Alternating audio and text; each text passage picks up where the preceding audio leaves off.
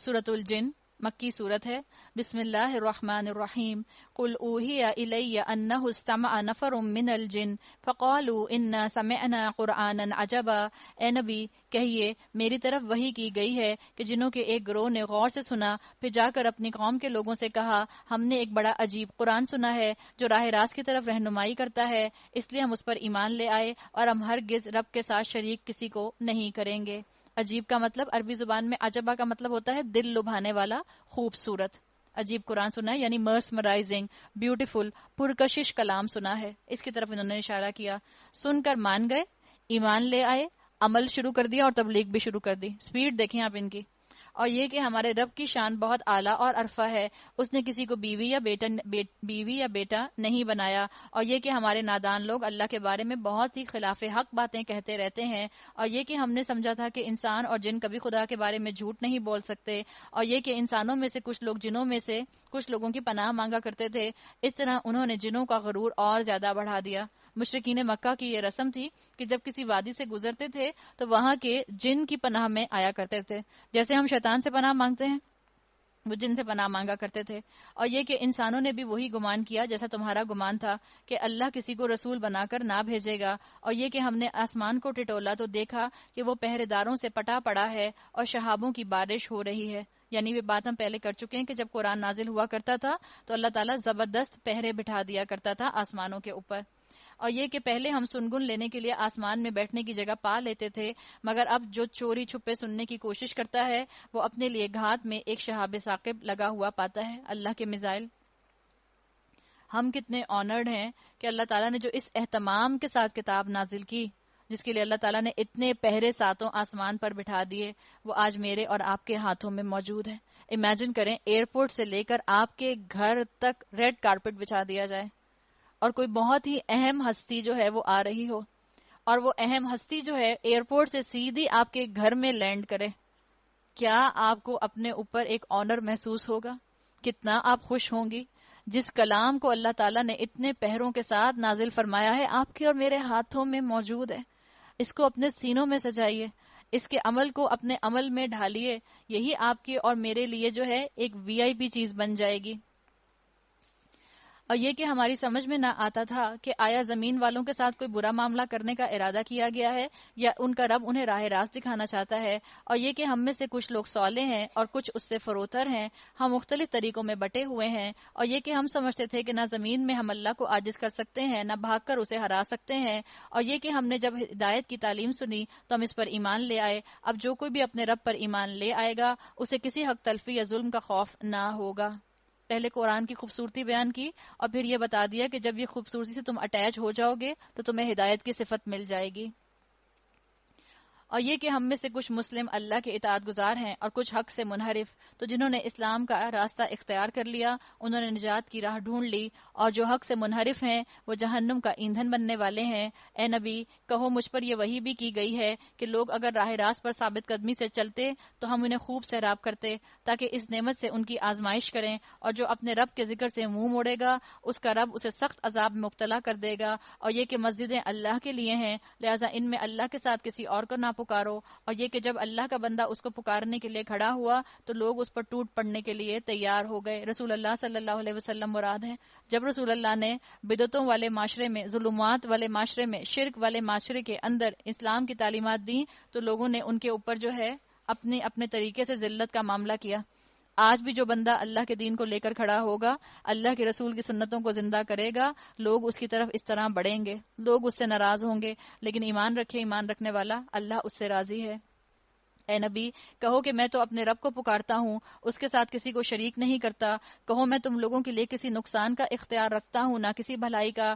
کہو مجھے اللہ کی گرفت سے کوئی بچا نہیں سکتا اور نہ میں اس کے دامن کے سوا کوئی جائے پناہ پا سکتا ہوں۔ میرا کام اس کے سوا کچھ نہیں ہے کہ اللہ کی بات اور اس کے پیغامات پہنچا دوں۔ اب جو بھی اللہ اور اس کے رسول کی بات نہ مانے گا اس کے لیے جہنم کی آگ ہے، اور ایسے لوگ اس میں ہمیشہ رہیں گے۔ رسول اللہ صلی اللہ علیہ وسلم کے ذریعے بہت سی باتیں کہلوا دی گئیں کہ ان کا مقام جو ہے وہ انہی کی زبان سے بتا دیا گیا کہ وہ اللہ کے بندے ہیں اور ان کی اطاعت ویسی ہی کی جائے جیسی اطاعت کرنے کا حکم انہوں نے اللہ کی زبان میں یا تو سنایا ہے یا خود بتایا ہے۔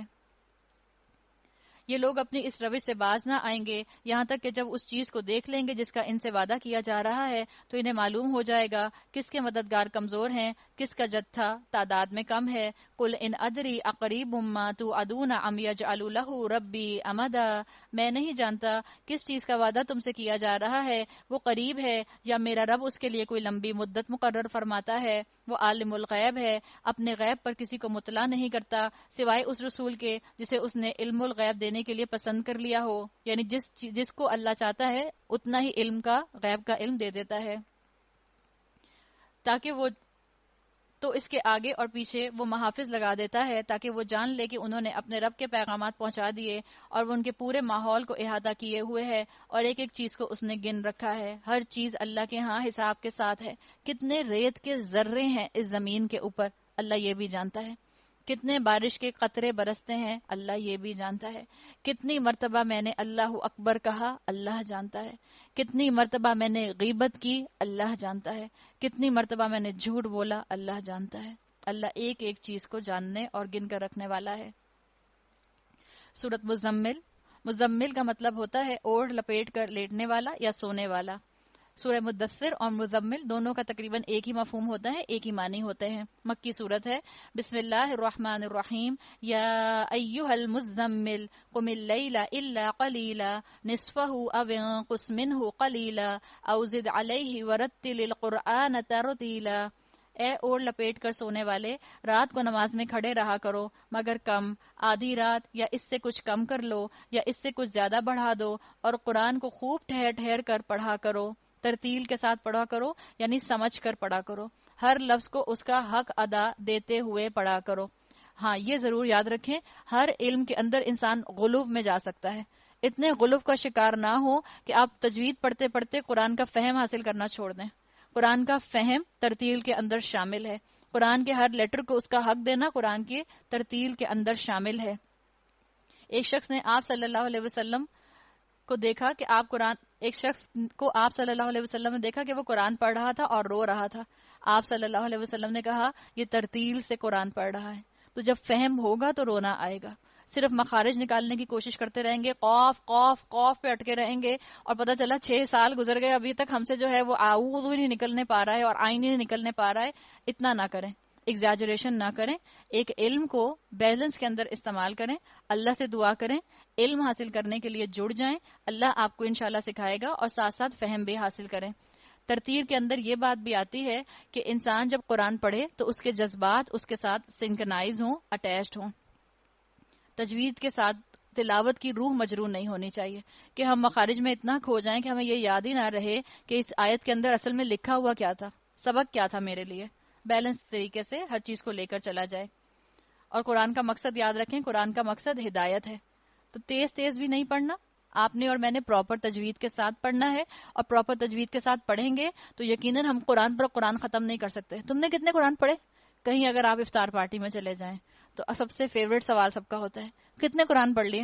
آپ شرمندہ ہو کے کہیں ایک بھی نہیں پڑھا ابھی تک۔ تو دعا کریں ایک مکمل ہو جائے۔ لوگ دل میں سوچتے ہیں کتنی بڑی منافق ہے، کہنے کو قرآن کی کورسز کراتی ہے اور ایک قرآن بھی ختم نہیں کیا۔ آپ پڑھنے بیٹھیں تجوید کے ساتھ قرآن، پھر دیکھیں آپ سے کیسے قرآن پہ قرآن ختم ہوتے ہیں۔ پڑھنا ہے سوچ سمجھ کے، قرآن پر قرآن ختم نہیں کرنے، درست تلفظ کے ساتھ پڑھنا ہے، درست پروننسیشن کے ساتھ پڑھنا ہے۔ اگر قرآن میں لکھا ہوا ہے قلب بڑی قاف کے ساتھ، اس کا مطلب ہوگا دل، ہم نے جلدی میں پڑھ لیا قلب، تو کیا بن گیا؟ کتا۔ ہم اللہ سے دعا کر رہے ہیں اللہ ہمارے دل کو ہدایت دے دے، اور ہم نے قلب کی جگہ کہہ دیا قلب، بہت ہی محبت سے۔ اللہ ہمارے کتے کو ہدایت دے دے، شاید کتے کو مل جائے گی، ہمیں نہیں ملے گی۔ اللہ نے کہا ہے قرآن میں قل، کہہ دیجئے۔ آپ کہتی ہیں میں تو بہت ہی محبت سے بولنے والی ہوں، انگلش میڈیم میں پڑھا ہے نا تو ذرا مجھے مشکل سے اردو بولنی آتی ہے۔ قل کی جگہ کہہ دیا کل، تو کیا ہوا؟ قل کا مطلب ہے آپ کہیے، کل آپ کھائیے، قل هو اللہ احد، کھائیے اللہ ایک ہے۔ ہم نے معنی بدل دیے۔ تو تجوید کی اہمیت اپنی جگہ پر ہے، اپنے مقام پر ہے، جذبات کی سنکرنائزیشن اپنے مقام پر ہے، فہم کا سمجھ آنا اپنے مقام پر ہے۔ در حقیقت رات کا اٹھنا نفس پر قابو پانے کے لیے بہت کارگر اور قرآن ٹھیک پڑھنے کے لیے زیادہ موزوں ہے۔ یعنی یہاں سے اسکالر یہ بات بتاتے ہیں کہ اگر آپ کو بہت طویل صورت نہیں بھی آتی تو آپ چاہے سورہ اخلاص پڑھیں، لیکن پراپر تجوید کے ساتھ پڑھیں، پراپر فہم کے ساتھ پڑھیں، اور آپ اس کو دہرا دہرا کر بھی پڑھ سکتے ہیں. آپ ایک ہی صورت کو ایک ہی رکعت میں، چھوٹی صورت ہے تو آپ دہرا بھی سکتے ہیں.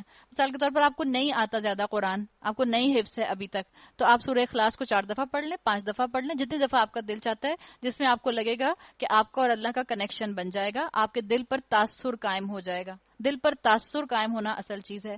دن کے اوقات میں تمہارے لیے بہت مصروفیات ہیں، اپنے رب کے نام کا ذکر کیا کرو اور سب سے کٹ کر اسی کے ہو رہو. وہ مشرق اور مغرب کا مالک ہے، اس کے سوا کوئی اور خدا نہیں، لہذا اسی کو اپنا وکیل بناؤ. جو باتیں لوگ بنا رہے ہیں اس کے سوا کوئی خدا نہیں، لہذا اسی کو اپنا وکیل بناؤ، اور جو باتیں لوگ بنا رہے ہیں ان پر صبر کرو. شرافت کے ساتھ ان سے الگ ہو جاؤ. ان جھٹلانے والے خوشحال لوگوں سے نمٹنے کا کام تم مجھ پر چھوڑ دو اور انہیں ذرا کچھ دیر اسی حالت میں رہنے دو. ہمارے پاس ان کے لیے بھاری بیڑیاں اور بھڑکتی ہوئی آگ اور حلق میں پھنسنے والا کھانا اور دردناک عذاب ہے.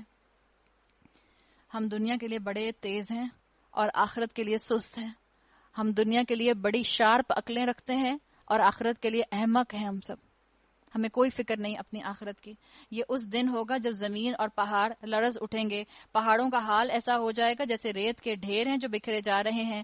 تم لوگوں کے پاس ہم نے اسی طرح ایک رسول تم پر گواہ بنا کر بھیجا ہے، جس طرح ہم نے فرعون کی طرف ایک رسول بھیجا تھا. پھر دیکھ لو جب فرعون نے اس رسول کی بات نہ مانی تو ہم نے اس کو بڑی سختی کے ساتھ پکڑ لیا. فَكَيْفَ تَتَّقُونَ إِن كَفَرْتُمْ يَوْمًا يَجْعَلُ الْوِلْدَانَ شِيبًا. اگر تم ماننے سے انکار کرو گے تو اس دن کیسے بچو گے جو بچوں کو بوڑھا کر دے گا، جس کی سختی سے آسمان پھٹا جا رہا ہوگا.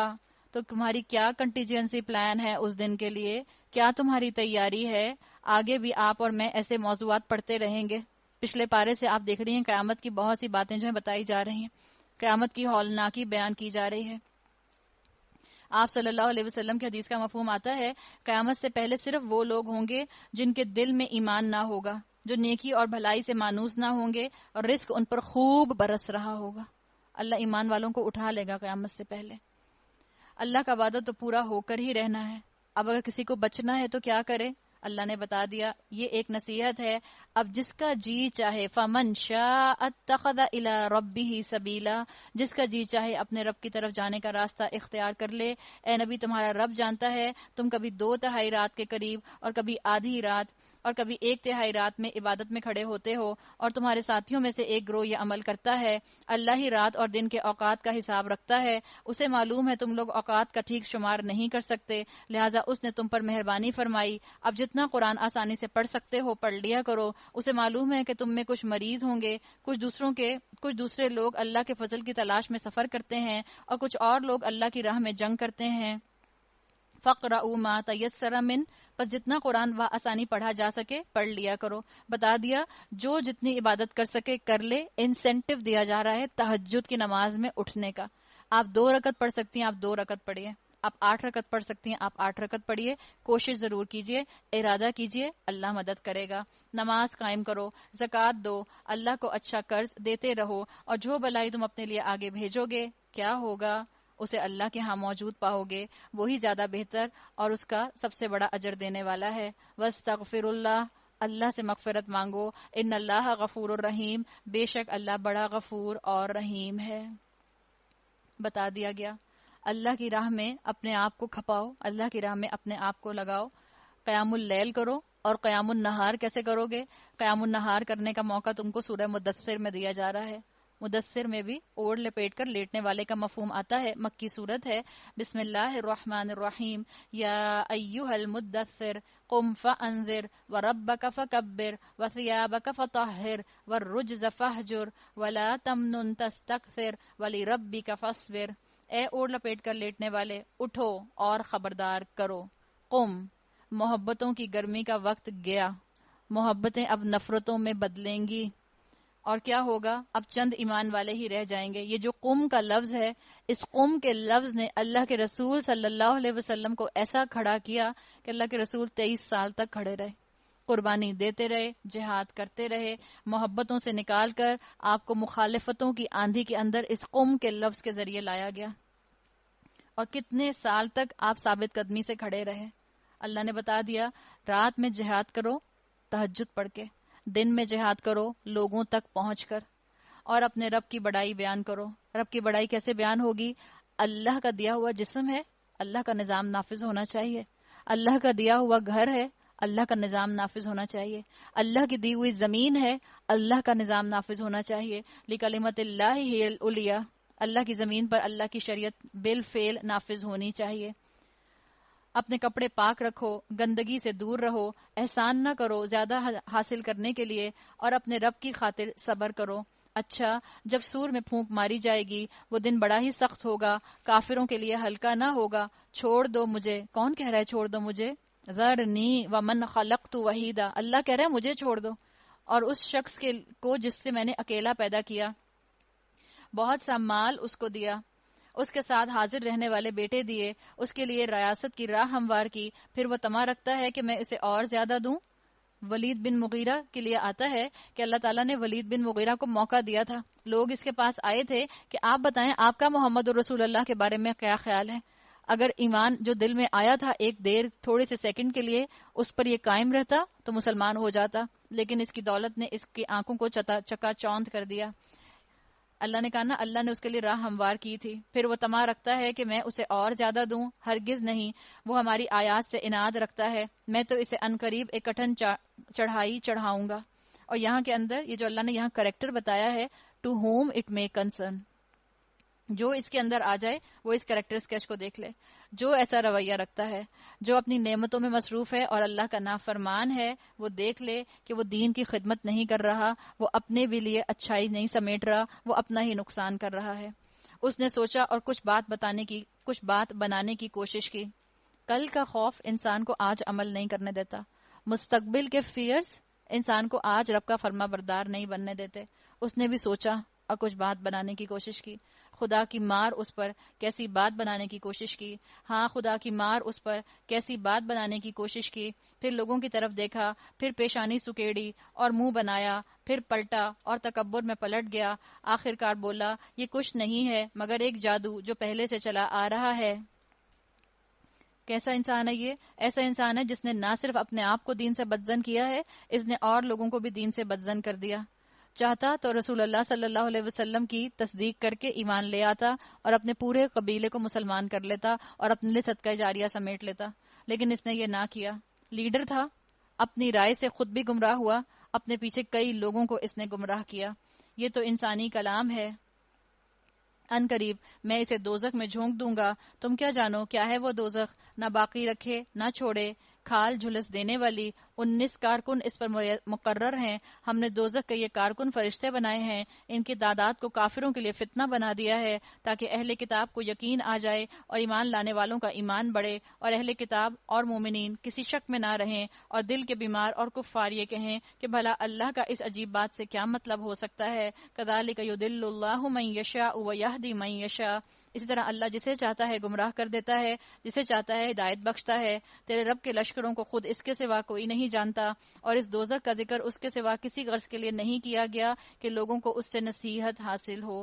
دوزخ کا ذکر اللہ تعالیٰ نے نصیحت کے لیے کیا ہے، اللہ نے ڈرانے کے لیے کیا ہے تاکہ یہ ڈر آپ کو اور مجھے عمل میں دوڑا دے۔ اور بحث کی بات نہیں ہے کہ اللہ تعالیٰ نے جہنم کے 7 دروازے کیوں بنائے ہیں اور اللہ نے اس پر 19 فرشتے کیوں مقرر کیے ہیں۔ تو اگر ہم ایکولی ڈیوائیڈ کریں تو ہر دروازے کے اوپر جو ہیں وہ 2 فرشتے آتے ہیں، یا ایک دروازے پر کتنے فرشتے آتے ہیں، ان بحثوں میں لگنے کا موقع نہیں ہے۔ اس جنت کے قریب بھی نہ جاؤ، ایسے اعمال کرو، ہرگز نہیں۔ قسم ہے چاند کی اور رات کی جبکہ وہ پلٹتی ہے، اور صبح کی جبکہ وہ روشن ہوتی ہے، یہ دوزخ بھی بڑی چیزوں میں سے ایک ہے۔ انسانوں کے لیے ڈراوا، تم میں سے ہر اس شخص کے لیے ڈراوا جو آگے بڑھنا چاہے یا پیچھے رہ جانا چاہے۔ کل نفس بما کسبت رہینہ، ہر شخص اپنے کسب کے بدلے رہن میں ہے، یعنی کولیٹرل ہو گئی بات، کہ جو آپ کو اللہ تعالیٰ کام کروا رہے ہیں وہی ڈیسائیڈنگ فیکٹر بنیں گے کہ آپ نے اپنے لیے آخرت میں کیا انجام اکٹھا کیا۔ دائیں بازو والوں کے سوا جو جنتوں میں ہوں گے وہ مجرموں سے پوچھیں گے تمہیں کیا چیز دوزخ میں لے گئی؟ وہ کہیں گے ہم نماز پڑھنے والوں میں سے نہ تھے، مسکین کو کھانا نہیں کھلاتے تھے، حق کے خلاف باتیں بنانے والوں کے ساتھ مل کر باتیں بنایا کرتے تھے، روز جزا کو جھوٹ قرار دیتے تھے، یہاں تک کہ ہمیں اس یقینی چیز سے سابقہ پیش آ گیا، اس وقت سفارش کرنے والوں کی کوئی سفارش ان کے کام نہ آئے گی۔ جیسے آج کے سو کولڈ سوڈو انٹلیکچوئلز، یہی معاملہ، اللہ سے جب ان سے پوچھا جائے گا ما سلککم فی سقر، کیا چیز تم کو جہنم میں لے کے گئی، کہیں گے لم نکو من المصلین، سب سے پہلی چیز ہم نماز نہیں پڑھتے تھے۔ آخر ان لوگوں کو کیا ہو گیا ہے، یہ نصیحت سے منہ موڑ رہے ہیں، کان سنتے ہیں مگر دل بند کر لیتے ہیں، گویا یہ جنگلی گدھے ہیں جو شیر سے ڈر کر بھاگ پڑے ہیں۔ ہر بات میں دلچسپی ہے، قرآن میں دلچسپی نہیں ہے۔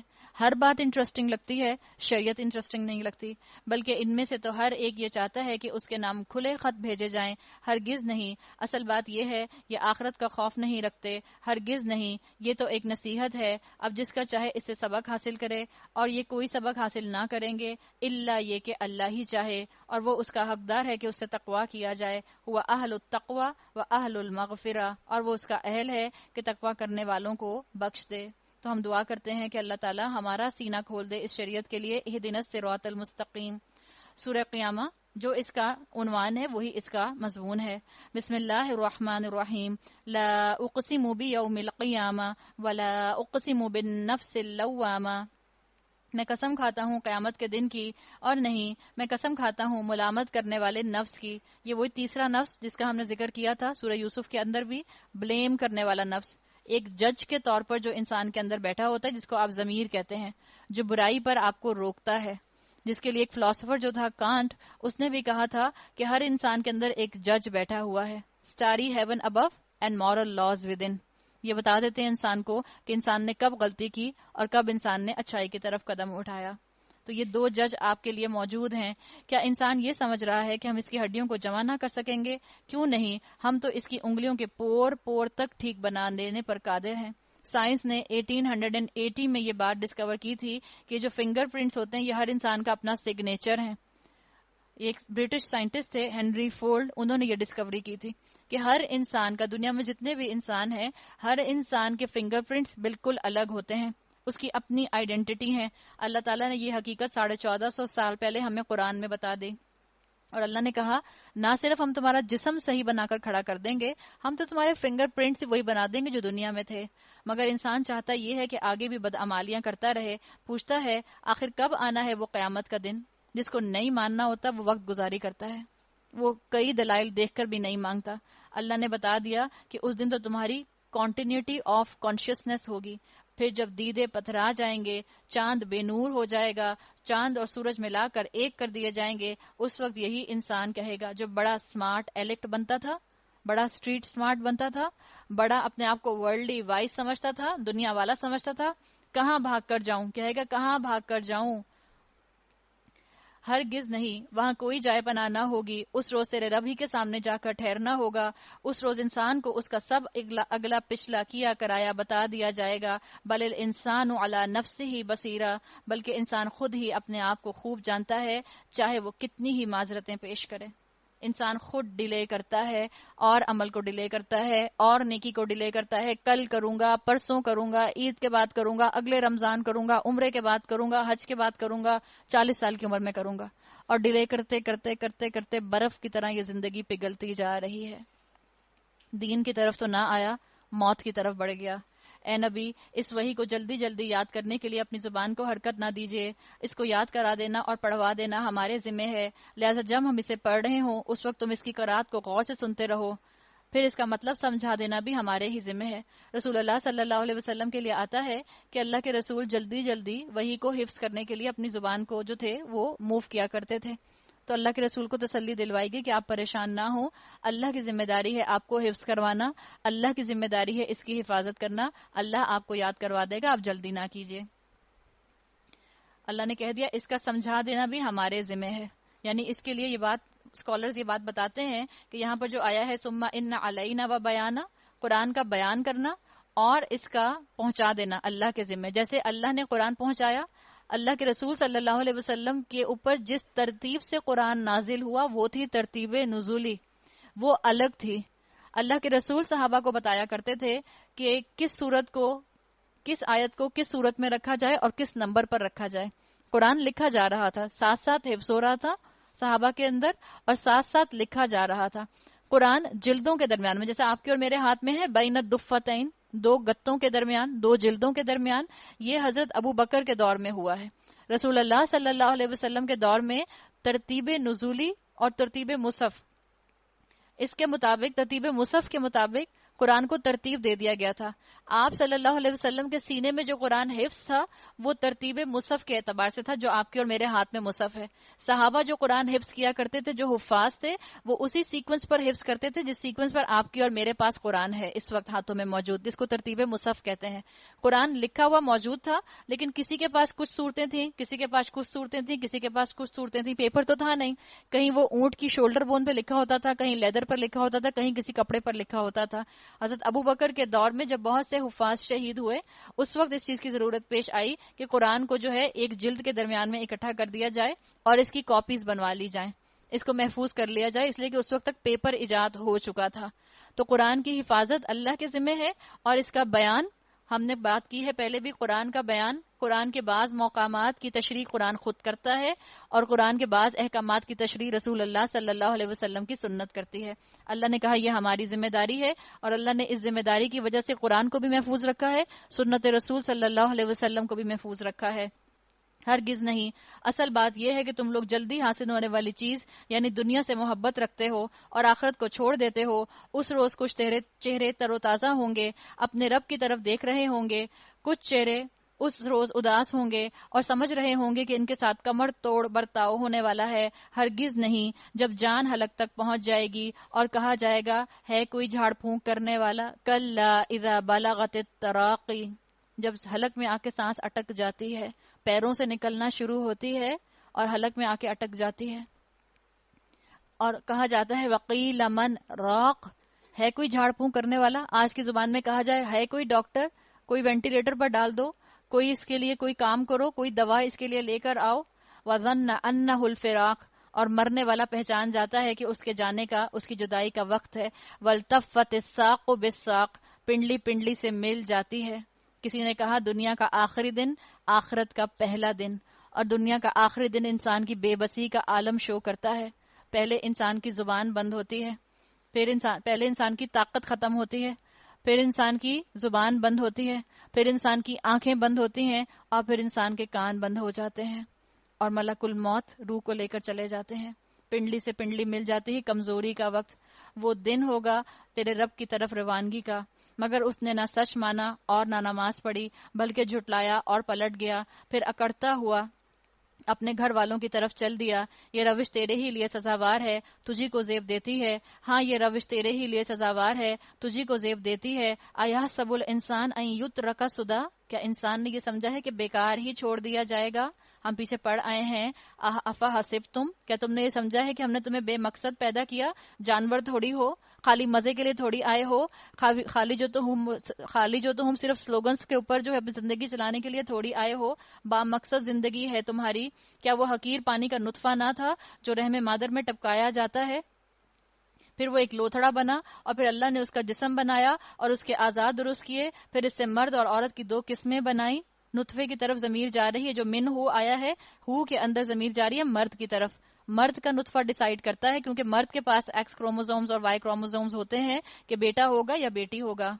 الیس ذالک بقادر علی ان یحیی الموتى، کیا وہ اس پر قادر نہیں ہے کہ مرنے والوں کو پھر سے زندہ کر دے؟ ہمیں کہنا چاہیے ایسی آیات پڑھ کر بلا وانا من الشاہدین، اللہ کیوں نہیں، ہم اس بات پر گواہ ہیں. اللہ نے موت کا منظر ان آیات میں اس صورت میں کھینچ دیا ہے.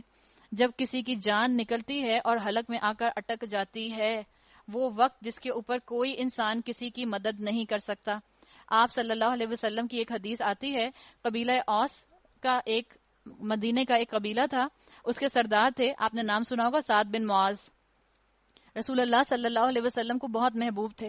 جب وہ فوت ہو گئے تو آپ صلی اللہ علیہ وسلم تشریف لائے اور سعد بن معاذ کا سر اپنی گود میں رکھ لیا اور ان کے لیے دعا کی، اور دعا کی کہ اللہ، سعد نے آپ کی راہ میں بڑی تکلیف اٹھائی ہے، آپ کے رسول کی تصدیق کی ہے، اسلام کے حقوق ادا کیے ہیں، یا اللہ اس کی روح کے ساتھ ویسا ہی معاملہ فرما جیسا تو وہ اپنے دوستوں کی روح کے ساتھ معاملہ فرماتا ہے. آپ صلی اللہ علیہ وسلم نے فرمایا سعد کی موت پر رحمان کا عرش کانپ گیا تھا. حضرت سعد کا جنازہ اٹھایا گیا تو لوگوں نے بہت ہلکا محسوس کیا. آپ صلی اللہ علیہ وسلم نے ارشاد فرمایا کہ سعد کا جنازہ تو فرشتوں نے اٹھا رکھا تھا. آپ نے حضرت سعد کی نماز جنازہ خود پڑھائی، امامت آپ نے کی، دعائے مغفرت آپ نے کی۔ نماز جنازہ کے بعد آپ نے ارشاد فرمایا سعد کے جنازے میں 70,000 فرشتے شریک تھے، اور سعد کی روح کے لیے آسمان کے سارے دروازے کھول دیے گئے کہ وہ جس دروازے سے چاہے ان کی روح کو فرشتے جنت میں لے کر آسمان پر لے کر داخل ہو جائیں۔ ان کی تدفین جنت البقیع میں ہوئی۔ ابو سعید خدری نے ان کی قبر جو تھی وہ کھو دی اور گواہی دی کہ اللہ کی قسم مجھے اس قبر سے مشک کی خوشبو آ رہی ہے۔ رسول اللہ صلی اللہ علیہ وسلم نے اپنے دست مبارک سے ان کا جسم جو تھا وہ قبر میں اتارا۔ قبر پر مٹی ڈالنے کے بعد آپ صلی اللہ علیہ وسلم کچھ دیر خاموش کھڑے رہے، اور پھر اس کے بعد آپ نے سبحان اللہ سبحان اللہ سبحان اللہ سبحان اللہ کہنا شروع کر دیا۔ صحابہ بھی آپ کو دیکھ کر سبحان اللہ کہنے لگ گئے۔ اس کے بعد رسول اللہ صلی اللہ علیہ وسلم نے تکبیر پڑھنی شروع کر دی، اللہ اکبر اللہ اکبر اللہ اکبر۔ صحابہ نے بھی تکبیر پڑھنی شروع کر دی۔ پھر وجہ پوچھی صحابہ نے کہ آپ نے پہلے تسبیح کی اور بعد میں تکبیر کی، اس کی کیا وجہ ہے؟ آپ صلی اللہ علیہ وسلم نے فرمایا تدفین کے بعد قبر نے سعد کو دبا لیا تھا، میں نے اللہ سے دعا کی، اللہ نے قبر کو فراخ کر دیا۔ اگر قبر کے دبانے سے کوئی شخص نجات پا سکتا تو وہ سعد بن معاذ ہوتے۔ ہم میں سے ہر ایک اپنی قبر کو یاد کر لے، ہر دن اپنی موت کو یاد کیا کریں۔ ہم نے ایک دن اسی قبر میں جانا ہے جو قبر آپ کی اور میرے لیے دنیا میں جہاں میری موت واقع ہونی وہاں کھود دی گئی ہے، وہاں اس جگہ پر زمین پر اپوائنٹ کر دی گئی ہے۔ ہم دنیا کی باتیں یاد رکھتے ہیں، ہم دنیا کی چیزیں یاد رکھتے ہیں، ہم دنیا کے سٹاک اور دنیا کے ڈالر اور دنیا کی مارکیٹ کو یاد رکھتے ہیں، بھول جاتے ہیں تو اپنی قبر کو بھول جاتے ہیں، اپنی موت کے وقت کو بھول جاتے ہیں۔ اپنے گھروں میں رہیں اور رات اپنے نرم نرم بستر پر سونے سے پہلے اپنی قبر کو ضرور یاد کر لیا کریں۔ اللہ تعالی ہم سب کو اپنی قبروں کو یاد رکھنے والا بنائے، اور اللہ ہمیں توفیق دے کہ ہم اس دنیا کے اندر ہدایت پر پلٹ آئیں۔ بارک اللہ لی ولکم فی القرآن الحکیم ونفعنی وإیاکم بآیات وذکر الحکیم۔